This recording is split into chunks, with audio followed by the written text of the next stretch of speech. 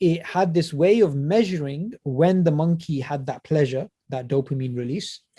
And what they did is a light came on when the monkey was in this particular cell. A light came on, the monkey went and pushed a button and food came out and the monkey ate.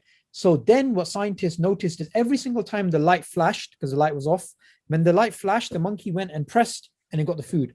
What it realized is the monkey, its highest pleasure was when it saw the red light. And as it went to press the button and the food came out, the pleasure is going down. As it's eating, it's still getting pleasure, but the highest pleasure is when it saw the red light or whatever the thing is. And what they did is every single time the monkey randomly is waiting there, the light comes on, it presses it, it gets food. What they did is they added randomness to it. So before, every single time the monkey pressed the button, it got food. Now what they did is they made it random. Sometimes the monkey got food when it pressed the button, sometimes they didn't get food. So now there's uncertainty. Before there was certainty, you go there, press it, you get food whenever the light's on. Now there's uncertainty. You would expect the pleasure to go down, the dopamine release to go down, right? It was actually the opposite. It went way higher. It went way higher. And this is interesting because now that it's uncertain that whether the monkey will get that food or not, the pleasure goes higher, but the pleasure still is the highest when it first sees it. And when you correlate this study with people who are addicts to heroin, addicts to pornography, addicts to alcohol, addicts to any of these things, and they've done brain scans with these people, the more they go into that desire, the less dopamine is released over time. They've done brain scans to show this, right? That the brain, they'll show the brain there, they'll show a red spot where the high pleasure of the dopamine is, then a yellow spot, which is less and less. And somebody that's an addict, over time, the red disappears. The red's the highest pleasure, and all you get is dots of yellow. So over time, pleasure goes down and down and down and down, the more someone gambles and fornicates and does whatever. So interestingly enough, people go through a hedonistic burnout over time. The pleasure is the highest when you're not addicted. But when you get addicted and you follow into that desire, it goes down and down and down and down. And that's why, people no longer get pleasure from just, having a girlfriend.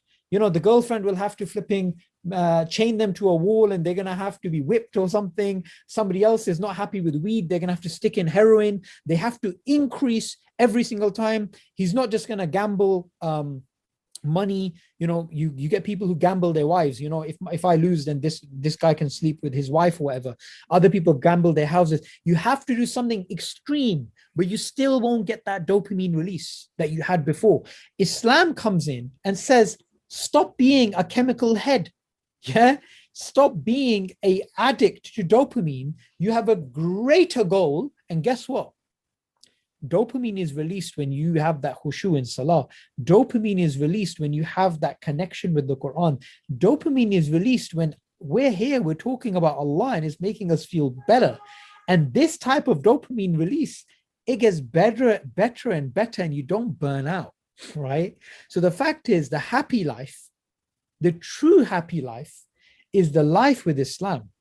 It's not the life where you're just a chemical head chasing these shattered dreams, which lead eventually to depression. Look at all these addicts. Why are they depressed? They're depressed because they've released their dopamine so much that the actual cognitive architecture of the brain, the actual machinery that releases the dopamine, because it's constantly being used, it gets burnt out.